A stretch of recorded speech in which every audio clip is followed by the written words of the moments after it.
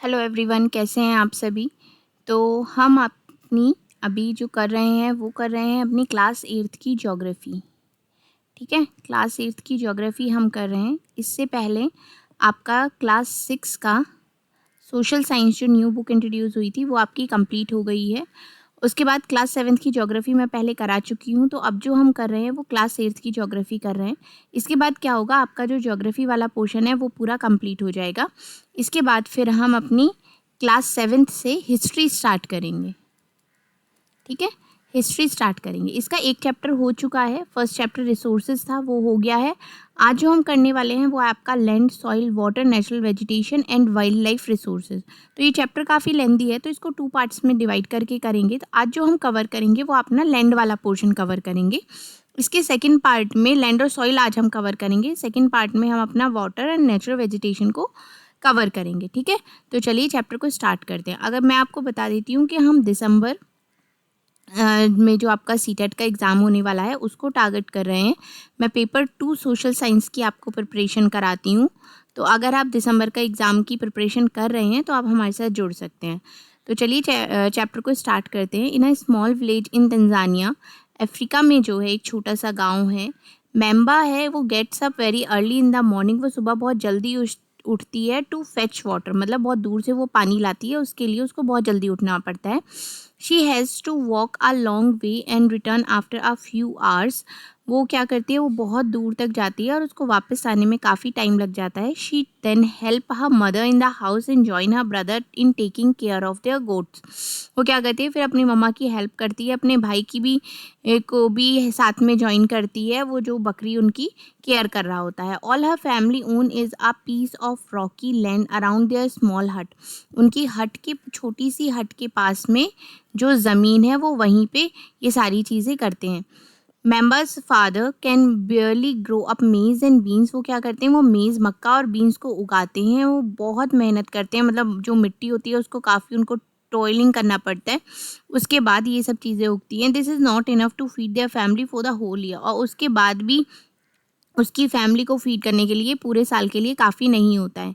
वहीं दूसरी तरफ एक पीटर है जो कि ये heart of the sheep rearing region in New Zealand में रहता है, where his family run a wool processing factory. उनकी जो फैमिली है वो क्या करती है, वो ऊन बनाने वाली फैक्ट्री में को रन करती है। एवरी डे, हर दिन, when he return from school, जब वो स्कूल से वापस आता है तो पीटर वॉचेस हिज अंकल, वो अपने अंकल को देखता है, वो जिस तरीके से शीप्स की टेक केयर कर रहे होते हैं। Their sheep yard is situated in a wide grassy plain with hills in far distance. It is manage in a scientific way using the latest technology. वो क्या करते हैं, इतनी सारी चीज़ों को मैनेज करने के लिए बहुत ही साइंटिफिक टेक्नोलॉजी का यूज़ करते हैं। जो पीटर की फैमिली है वो वेजिटेबल्स भी ग्रो करती है और ऑर्गेनिक फार्मिंग भी करती है। ठीक है, तो ये दोनों ही बहुत ही डिफरेंट अलग अलग जगह के रहने वाले हैं। मेम्बा और पेटर हो गया, stays 2 different parts of the world. दुनिया के दोनों अलग अलग जगह पर रहते हैं and leads very different lives. और वो क्या करते हैं, एक अलग ज़िंदगी है दोनों की और उसको अलग तरीके से ही वो जीते हैं। This difference is because of the difference in the quality of land. और ये जो डिफरेंस है, ये मेनली डिफरेंस किस वजह से है, जो कि जो लैंड है वहाँ की, उसकी जो क्वालिटी है, जो मिट्टी है, जो वाटर है, जो नेचुरल वेजिटेशन है, एनिमल्स हो गए, द यूज़ ऑफ टेक्नोलॉजी हो गया, इन सब की वजह से ये मेनली डिफरेंस है वहाँ पर। The availability of such resources is the main reason. और एक मेन रीज़न क्या भी है जो उनको एक दूसरे से अलग बनाता है, वो है अवेलेबिलिटी ऑफ रिसोर्सेज। मतलब उनके पास जो रिसोर्सेज हैं उसकी उपलब्धता कितनी है, उसके बेसिस पर भी ये अलग अलग डिफरेंस दोनों में है। अब अगर हम देखते हैं तो 90% of the world population occupy only 30% of land area. और 90% जो वर्ल्ड की पॉपुलेशन है वो उसने कितना लैंड एरिया कवर किया हुआ है, ओनली 30%। द रिमेनिंग जो 70% है of the land is either specially populated and unhabitated. तो ये क्या है, आपका काफ़ी कम है और ये आपका जो है वो निर्जन, मतलब यूज़ नहीं किया जा सकता है। अब यहाँ पर हम बात करते हैं आपकी लैंड की। Land is among the most important natural resources, बहुत ही इंपॉर्टेंट नेचुरल रिसोर्स है। It cover only about 30% of the total area of the earth surface, और अर्थ के सरफेस का टोटल एरिया में से कितना इसने कवर किया हुआ है, सिर्फ 30%। And all parts this small percentage are not habitable, और जो इसके बाकी के जो और पार्ट्स हैं वो क्या हैं, वो उतने ज़्यादा उपजाऊ कह सकते हैं कि नहीं है जिनको यूज़ किया जा सके। The uneven distribution of population in different parts of the world is mainly due to varied characteristics of land and climate. और जो ये अनइवन डिस्ट्रीब्यूशन है पॉपुलेशन का या दुनिया के अलग अलग जगह में, उनकी जो कैरेक्टरिस्टिक्स हैं वो किस मेनली जो करती हैं, एक तरीके से वेरी करती हैं, वो लैंड की वजह से करती हैं और क्लाइमेट की वजह से करती हैं। The rug topography, steep slopes of the mountains, low lying areas susceptible of water locking, desert areas, thick forested area are normally sparsely populated or uninhabited. रग टोपोलॉजी मतलब आपका आ जाता है जो आपकी एक तरीके से बीहड़ लगती है, बीहड़ ज़मीन होती है ना, उसको हम कह सकते हैं। जो स्टीप स्लोप्स होते हैं इस तरीके से जो होते हैं वो माउंटेन्स पे होते हैं, जो लो लाइंग एरिया होती हैं। अब सस्पेक्टिकल आपका क्या हो गया, आपका हो गया बहुत ही अति संवेदनशील एक तरीके से जगह जहाँ पर वाटर लॉकिंग हो जाता है, पानी जमा हो जाता है।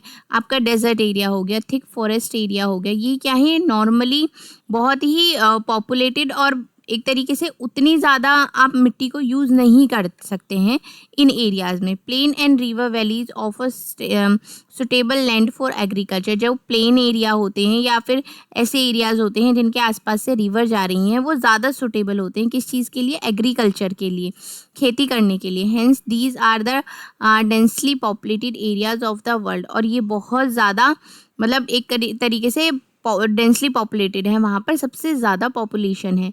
अब हम यहाँ की बात करते हैं, यह आपका लैंड यूज़। इस इमेज में आप देख सकते हैं सेल्सबर्ग इन ऑस्ट्रिया में है ये। Notice in how many ways the land has been use in the above picture. इतने एरिया में आप देख सकते हैं कि कितनी लैंड यूज़ है। यहाँ तक लोग रह रहे हैं, यहाँ पर भी रह रहे हैं, ये सब हैं, यहाँ पर भी रह रहे हैं, तो कितनी लैंड है, लैंड कितना कम दिखाई दे रही है यहाँ पर। Land is use for different purpose such as agriculture. जो लैंड है, जो ज़मीन है, उसको हम बहुत सारे पर्पज़ के लिए यूज़ करते हैं, जैसे कि आपका खेती करना हो गया, आपका फॉरेस्ट्री हो गया, आपका खदान हो गई, आपकी बिल्डिंग बनाना है, रोड बनाना है, सेटिंग अप फॉर इंडस्ट्रीज़ को सेटअप करना है, इन सब के लिए आप किसका यूज़ करते हैं, लैंड का यूज़ करते हैं। This is commonly termed as land use. इसको क्या कहा जाता है, इसको आपका लैंड यूज़ कहा जाता है। Can you list out the different ways of which members and patters family use their land. आप इस तरीके से लिस्ट बनाइए कि किस किस तरीके से वो अपनी लैंड को यूज़ कर सकते हैं। अब अगर हम आगे देखते हैं, the use of land is determined by physical factors. मतलब ये जो लैंड है वो बहुत सारे फिजिकल फैक्टर्स को भी अफेक्ट करती है, जैसे कि आपका टोपोग्राफी हो गया, आपका मिट्टी हो गया, क्लाइमेट हो गया, मिनरल्स हो गया, एंड अवेलेबिलिटी ऑफ वाटर, के किस तरीके से वहाँ वाटर की उपलब्धता है। Human factors such as population and technology are also important determinants of land use pattern। और जो आपका land use pattern है उसके लिए जो आपकी पॉपुलेशन हो गई या आपकी टेक्नोलॉजी हो गई, ये बहुत ही एक इम्पॉर्टेंट रोल प्ले करते हैं, इंपॉर्टेंट फैक्टर आपके ये आ जाते हैं। Land can also be classified on the basis of ownership. Land को किस तरीके से आप क्लासीफाइड कर सकते हैं, ओनरशिप के, कि किसकी वो लैंड है। अगर इसको 2 पार्ट्स में डिवाइड हम कर देते हैं तो ये होता है आपका प्राइवेट लैंड और ये हो गई आपकी कम्युनिटी लैंड। अगर आप प्राइवेट लैंड की बात करते हैं तो वो किसी पर्सनल इंडिविजुअल की होती है वो लैंड, और अगर हम कम्युनिटी लैंड की बात करते हैं तो वो कॉमन यूज़ के लिए होती है, जैसे कि आपका फॉडर्स हो गए या fruit and nut, medical herbs हो गए, इन सबको उगाना है, वो कम्युनिटी में आप कुछ भी कर सकते हैं ना। तो these community lands are also called common property resources. तो ये जो कम्युनिटी लैंड होती है इसको आप और क्या क्या बोलते हो, आप बोलते हो कॉमन आपका कॉमन प्रॉपर्टी रिसोर्सेज। ठीक है, तो ये आपका कॉमन प्रॉपर्टी रिसोर्सेज में भी आ जाता है। ठीक है, अब मैं आपको एक चीज़ बता देती हूँ, तो जो आपका ये सीटेट के एग्ज़ाम में जो ज्योग्राफी वाला पोर्शन है वो काफ़ी आपका लिमिटेड है। ठीक है, बहुत ही लिमिटेड सिलेबस आपका दिया हुआ है और लिमिटेड ही क्वेश्चंस आपसे पूछे जाते हैं, लेकिन वो कहाँ क्या होते हैं, वो आपके डायरेक्टली क्वेश्चन पूछे जाएंगे, इसलिए आपको हर चैप्टर से पढ़ना और समझना बहुत ज़्यादा इंपॉर्टेंट है। पता नहीं किस क्लास से ज़्यादा पूछे, वैसे सबसे ज़्यादा जो क्वेश्चंस आपके पूछे जाते हैं वो क्लास 7th की ज्योग्राफी से आए हैं, ज्योग्राफी की बुक से आए हैं, जो अब तक हमने देखा है। इसके बाद जो अभी आपका एग्ज़ाम हुआ था जुलाई में, वो पूरा का पूरा कंप्लीट एसएसटी का क्वेश्चन पेपर मैं आपके साथ में डिस्कस करूँगी कि क्या क्या क्वेश्चंस आए हैं, किस किस लेवल के क्वेश्चंस आए हैं और आपको कहाँ पे किस पार्ट पे ज़्यादा अपने मेहनत करने की ज़रूरत है। ठीक है, तो चलिए आगे देखते हैं। People and their demands are ever growing but the availability of land is limited. जो लोगों की जो डिमांड है वो टाइम के साथ क्या कर रही है, बहुत ज़्यादा बढ़ती जा रही है, लेकिन जो आपकी लैंड है वो तो लिमिटेड है ना। जो लैंड की उपलब्धता है आपकी जितनी जो अवेलेबल है वो लिमिटेड है। The quality of land also differ from place to place. और जो लैंड की क्वालिटी है वो भी एक जगह से दूसरी जगह पर बहुत ज़्यादा डिफ़र करती है। कहीं पर बहुत अच्छी क्वालिटी होगी, कहीं पर वो बहुत ही ज़्यादा बंजर होगी तो वो यूज़ नहीं करी जा सकती। People started encroaching of the common land to build up commercial areas. लोग क्या करते हैं, इंक्रोचिंग करते हैं। इंक्रोचिंग मतलब एक तरीके से आपका हो गया अतिक्रमण करते हैं और जो कॉमन लैंड होती है उस पे, और क्या बना देते हैं, कमर्शियल उसको बना देते हैं, हाउसिंग कॉम्प्लेक्स बना देते हैं अर्बन एरियाज़ में। And to expand the agriculture land in the rural areas. और जो रूरल एरियाज़ में जो एग्रीकल्चर आपकी लैंड होती है वो क्या है, वो एक्सपेंड हो रही है, बढ़ रही है। Today the vast changes in the land use pattern also reflect the culture changes in a society. और जिस तरीके से ये लैंड में जो बहुत ज़्यादा चेंज हो रहा है, इसके पैटर्न में बहुत ज़्यादा चेंज हो रहा है, ये आपकी सोसाइटी में जो आपका कल्चर है उसके ऊपर भी काफ़ी अफेक्ट इसका आ रहा है, रिफ्लेक्ट करता है इसको एक तरीके से सोसाइटी के कल्चर को। लैंड डिग्रेडेशन, लैंड स्लाइड हो गया, सॉइल इरोशन हो गया, डिजर्टिफिकेशन हो गया, ये क्या है, ये मेजर थ्रेट्स हैं इन्वायरमेंट के because of the expansion of agriculture and construction activities. अगर हम बात करते हैं आपकी लैंड डिग्रेडेशन की तो, और दूसरा आपका आ जाता है लैंड स्लाइड हो गई, किस तरीके से होती हैं, आपका सॉइल इरेक्शन हो गया कि जो मिट्टी का कटाव होता है वो हो गया, एक डिजर्टिफिकेशन हो गया, मरुस्थल आपका हो गया। तो ये क्या है, ये आपका because of the expansion of agriculture and construction activities. जो जिस तरीके से आपका एग्रीकल्चर होता जा रहा है, कंस्ट्रक्शन की एक्टिविटीज़ होती जा रही हैं, उसकी वजह से ये सारी चीज़ें बहुत ज़्यादा बढ़ती जा रही हैं। जैसे कि अगर आप इस इमेज में देखेंगे तो यहाँ पर पहले की जो जगह थी वो ऐसी थी, ये एरिया अगर सिर्फ इतने पोर्शन को देखते हैं तो यहाँ पर झोपड़ियाँ बनी हुई हैं, यहाँ पर खेती हो रही है, पूरी ज़मीन खाली है। उसके बाद ये जो झोपड़ियाँ थी ये पक्के घर में कन्वर्ट हो गई, यहाँ पर बिजली का भी टावर लग गया तो यहाँ पर लाइट भी आ गई। ठीक है, लेकिन फिर भी यहाँ जो पहले ये बैल चला रहे थे वो अब ट्रैक्टर चला रहे हैं। ठीक है, ये इतना हो गया। अब अगर आगे देखते हैं तो यहाँ पर और ज़्यादा हाउसेस बन गए, यहाँ पर जगह बन गई, यहाँ पर बस चलने लगी, कार चलने लगी, ट्रैफिक हो गया, यहाँ पर एक स्ट्रीट लाइट लगा जला दी, और ये जहाँ पर ये खेती हो रही थी यहाँ पर ये सिर्फ इस तरीके का कॉमन एरिया बच गया। अगर आप नेक्स्ट में देखते हैं तो ये बिल्डिंग्स और ज़्यादा बढ़ गई, प्लेन उड़ने लगा, यहाँ पर डिवाइडर बना के 2 वे रोड बना दी, स्ट्रीट लाइट्स लगा दी, बिल्डिंग्स यहाँ पर बन गई, और जो ये पोर्शन था ये किस में कन्वर्ट हो गया, ये आपका पार्क में कन्वर्ट हो गया। तो change in land use over the time, समय के साथ लैंड में किस तरीके से चेंजेस हुआ है ये यहाँ पर इसमें दिखाया गया है। अब अगर हम बात करते हैं कंजर्वेशन ऑफ लैंड रिसोर्सेज थी, तो growing population and their ever growing demand has lead to a large scale destruction of forest covering and arability land and has created a fear of losing their natural resources. अगर जिस तरीके से population बढ़ रही है या there जिनकी उस तरीके से जो उनकी लार्ज स्केल पे डिमांड बढ़ रही है, तो वो क्या कर रहे हैं, डिस्ट्रक्शन ऑफ फॉरेस्ट कर रहे हैं बहुत ही बड़े लेवल पर, मतलब जंगल को काटे जा रहे हैं जिन्होंने लैंड को कवर किया हुआ है, जो आपकी एरिया हो गई।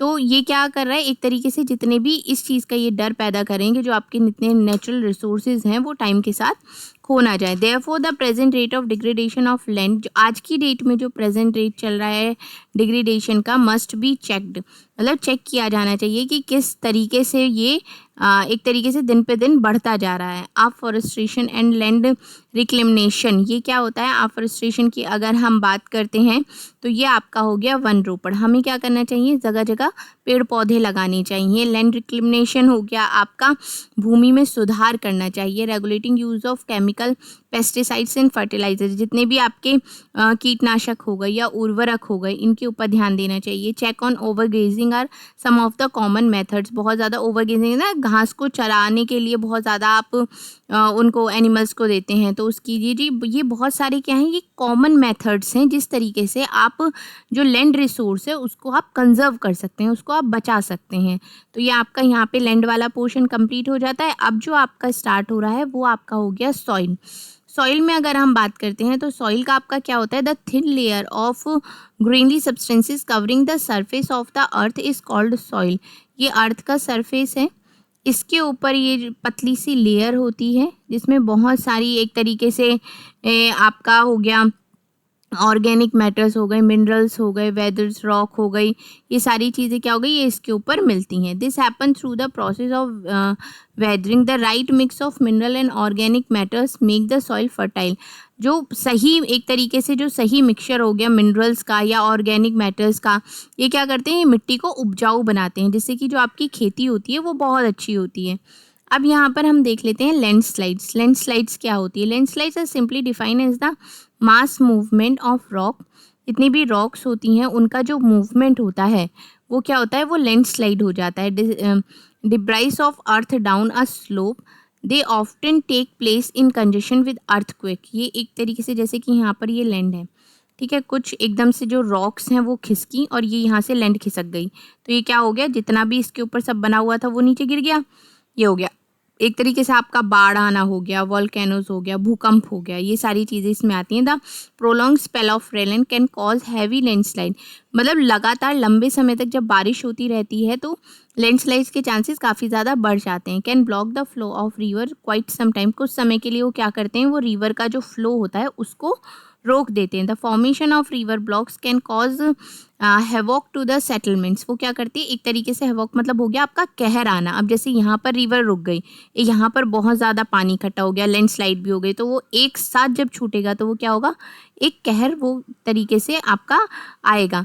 In the hilly terrace landslide have been a major and widely spread natural disaster, often strike life and property and occupy a position of major concern. तो जैसे कि आपने पहाड़ों पे भी देखा है, वहाँ पर सबसे ज़्यादा लैंडस्लाइड होते हैं, तो वो क्या करते हैं, बहुत ज़्यादा नुकसान क्रिएट कर देते हैं, जिससे कि उनकी जो प्रॉपर्टी होती है वो भी बहुत ज़्यादा नुकसान हो जाती है, उनकी जो लाइफ होती है वो काफ़ी अफेक्ट करती है उसकी वजह से। अगर हम यहाँ पर एक केस स्टडी देखते हैं, the massive landslide hit Panji village near long peak in Kinnaur district of Himachal Pradesh. ये एक जगह में यहाँ पर एक क्या है, ये पंजी गांव है। Damage a 200 metre stretch of old Hindustan Tibet जो रोड थी, जो नेशनल हाईवे था 22, उसकी 200 मीटर की जो पूरा रोड था वो डैमेज हो गई। This landslide were triggered by intense blasting of पंजी विलेज। और ड्यू टू दिस, इस प्लास्टिक की वजह से, इस वीक जो उनकी वजह से उन्होंने क्या हुआ, जो वहाँ की जो रोड थी वो पूरी डैमेज हो गई। गांव के जो आसपास का वो एरिया था वो सब डैमेज हो गया। जो वहाँ के जो लोग थे उनको उस गांव को जल्दी से खाली कराया गया, जिससे कि उनकी जो लाइफ है वो सेव हो सके। अब आ जाता है आपका मिटिगेशन मैकेनिज्म। ये मिटिगेशन मैकेनिज्म क्या आपका हो गया, एक तरीके से हो गया आपका न्यूनीकरण तंत्र, जिसको हम कह सकते हैं। Advancements in scientific techniques has empowered us to understand what factors cause landslides। इसको हम ये समझने की साइंटिफिक टेक्नोलॉजी से ये हम समझने की कोशिश करेंगे कि ये क्या क्या फैक्टर्स हैं जो एक तरीके से लैंडस्लाइड का कारण बनते हैं, and how to manage them, और किस तरीके से आप उनको मैनेज कर सकते हैं। Some broad mitigation techniques of landslides are as follow. जो कुछ टेक्निक्स हैं वो इस तरीके से यहाँ पर इन्होंने दी हुई हैं। जैसे कि अगर आप यहाँ पर देखते हैं, ये आपका आ जाता है hazard mapping of to locate areas prone to landslide. Hazard mapping करना जिससे कि जो लैंडस्लाइड है उसको एक तरीके से प्रिवेंट किया जा सके। Such areas can be avoided for building settlements. और ज़रूरी नहीं है कि हर जगह पे आपने बिल्डिंग्स खड़ी कर दी, बहुत सारे एरिया होते हैं जो ज़्यादा कंस्ट्रक्शन को नहीं झेल पाते हैं, जिसकी वजह से लैंडस्लाइड हो जाता है। अब दूसरा इसमें आ जाता है construction of retention wall to stop land from slipping. और जो एक तरीके से रिटेंशन वॉल है, ये यहाँ पर आप देख सकते हैं, एक सेकेंड, हाँ, ये आपका यहाँ पर रिटेंशन वॉल इस तरीके से बनाना जिससे कि जो ये लैंडस्लाइड है उसमें थोड़ा सा आपका उसको प्रिवेंट किया जा सके, उसको retention wall to stop land from the slipping. अब नेक्स्ट इसमें देख लेते हैं increase in the vegetation cover to arrest landslide. मतलब बहुत ज़्यादा जो वेजिटेशन वगैरह एरिया है उसको बढ़ाना जिससे कि लैंडस्लाइड्स कम हो वहाँ पर। The surface drainage control work to control the movement of landslide. और जो आपका ड्रेनेज है वो बहुत अच्छे से होना चाहिए, जो कि लैंडस्लाइड के मूवमेंट को कंट्रोल करने का काम करता है, along with rain water and spring flows. और जो रेन वाटर होता है उसको भी निकलना है, या जो अलग से वाटर स्प्रिंग फ्लो आ रहा है वो भी उससे ईजिली निकल सकता है। तो ये आप यहाँ पर आपकी होगी रिटेंशन वॉल। अगर आप आगे देखते हैं, ये आपकी एक तरीके से सॉइल फॉर्मेशन, सॉइल प्रोफाइल है। ये क्या है? Top soil with hums and vegetation. यहाँ पर आप बहुत ज़्यादा वेजिटेशन कर सकते हैं। सब सॉइल होती है, उसमें होता है आपका सैंड हो गया, सिल्ट हो गया एंड क्ले हो गया, मिट्टी हो गई, कीचड़ हो गई, ये सब हो गया। वेदर्ड रॉक मटेरियल हो गया आपका, एंड ये हो गई आपकी पेरेंट रॉक। अगर आप यहाँ पर देखते हैं factors of soil formation, factors क्या क्या हैं सॉइल फॉर्मेशन के? The major factor of soil formation are nature of the parent rock and climate factors. Other factors are the topo. और कौन कौन से फैक्टर्स आपके आ जाते हैं? आपके आ जाते हैं topography, role of organic material हो गया, या टाइम टेकन ऑफ कंजप्शन हो गया, सॉइल फॉर्मेशन में कितना टाइम लग रहा है वो भी एक फैक्टर होता है। All these differ from place to place. और ये सारे फैक्टर्स एक जगह से दूसरी जगह पर डिफर होते हैं। यहाँ पर आप देखते हैं ये आपका पेरेंट रॉक डिटरमाइंस क्या करते हैं? कलर हो गया, टेक्सचर हो गया, केमिकल प्रॉपर्टीज़ हो गया, आपका मिनरल हो गया, कंटेंट, परमेबिलिटी हो गया आपका। अगर हम क्लाइमेट की बात करते हैं तो उसमें आपका टेम्परेचर आ जाएगा, रेनफॉल इन्फ्लुएंस आ जाएगा, रेट ऑफ वेदरिंग हो जाएगा, या ह्यूमस फॉर्मेशन हो जाता है। अगर हम टाइम की बात करते हैं तो determines thickness of soil profile, मतलब एक प्रोफाइल को सॉइल की बनने में बहुत ज़्यादा टाइम लगता है। Flora, fauna and micro organism हो गया, जो कि ह्यूमस फॉर्मेशन के रेट को अफेक्ट करते हैं। रिलीफ की अगर हम बात करते हैं तो वो आपका इसमें एल्टीट्यूड आ जाता है एंड स्लोप आ जाता है। Determines accumulation of soil. ये क्या है? फैक्टर्स हैं जो कि अफेक्ट करते हैं सॉइल फॉर्मेशन को। यहाँ पर आपका इसमें सिर्फ ये वाला पोर्शन और बचता है, इसको भी हम जल्दी से कवर कर लेते हैं। इसमें आपका आ जाता है degradation of soil and conservation measures. ये क्या चीज़ होती है? Soil erosion and depletion are the major threats of the soil of as a resource. ये क्या है? अगर हम सॉइल इरेशन की बात करते हैं तो जो ये मिट्टी का कटाव हो गया या जिस तरीके से डिप्लेटेशन हो रहा है, ये बहुत ही ज़्यादा मेजर थ्रेट्स हैं सॉइल के, जो कि एज अ रिसोर्स है आपका। Both human and natural factors can lead to degradation of soil. और जो दोनों ही फैक्टर्स हैं जो कि बहुत ज़्यादा अफेक्ट करते हैं सॉइल के डिग्रेडेशन में, ह्यूमन और नेचुरल फैक्टर्स।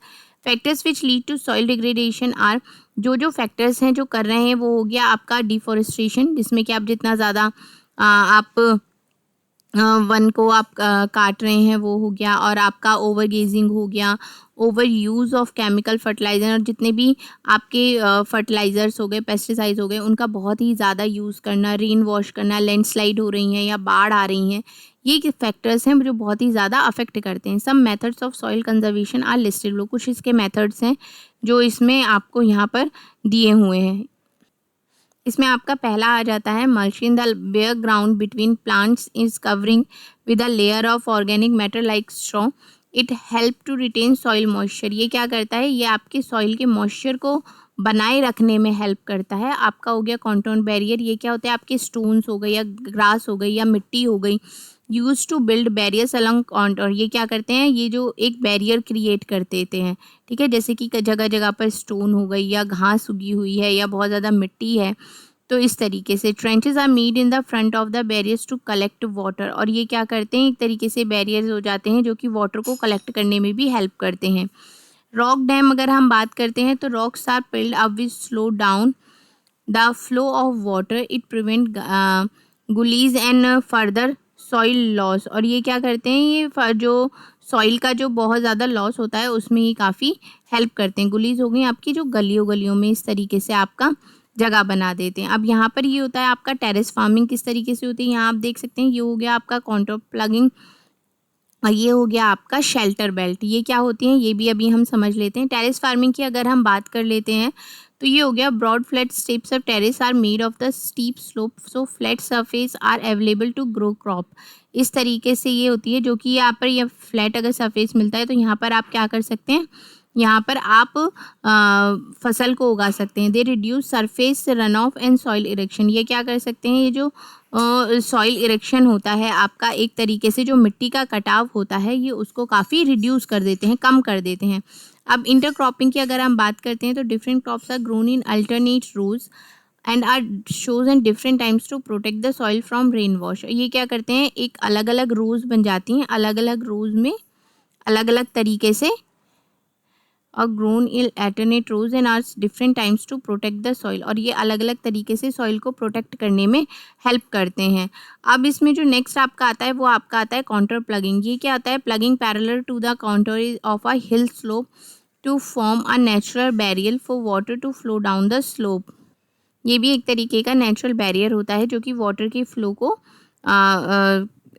स्टॉप करने में हेल्प करता है। यहाँ पर आप देख सकते हैं इस तरीके से, ये कलरफुल दिख रही है ना, ये अलग अलग डिफरेंट डिफरेंट कलर्स की क्रॉप दिख रही हैं यहाँ पर। उसके बाद आता है आपका शेल्टर बेड। शेल्टर बेड क्या होता है कि एक रो में पेड़ लगाए जाते हैं जो विंड मूवमेंट, जो हवा का मूवमेंट होता है उसको भी एक तरीके से चेक करता है, और जो सॉइल कवर होती है उसको भी प्रोटेक्ट करता है। तो ये यहाँ पर आप देख सकते हैं, ये हो गया आपका terrace farming, rock dam, counter barrier, machine, ये सारे क्या हैं, ये एक तरीके से मेथड्स हैं सॉइल को कंजर्व करने के लिए। ठीक है, ये एक यहाँ पर एक्टिविटी दी हुई है, और यहाँ पर ये आपका पूरा जो ये वाला पोर्शन है ये आपका कंप्लीट हो जाता है। नेक्स्ट वीडियो में हम वाटर से स्टार्ट करेंगे। ये आपका पार्ट 1 था, क्योंकि ये चैप्टर काफ़ी लेंदी है तो इसको 2 पार्ट्स में ही हम लोग कवर करेंगे। ठीक है, वीडियो अच्छी लगी है तो चैनल को सब्सक्राइब भी करें, वीडियो को लाइक भी करें। Thank you so much.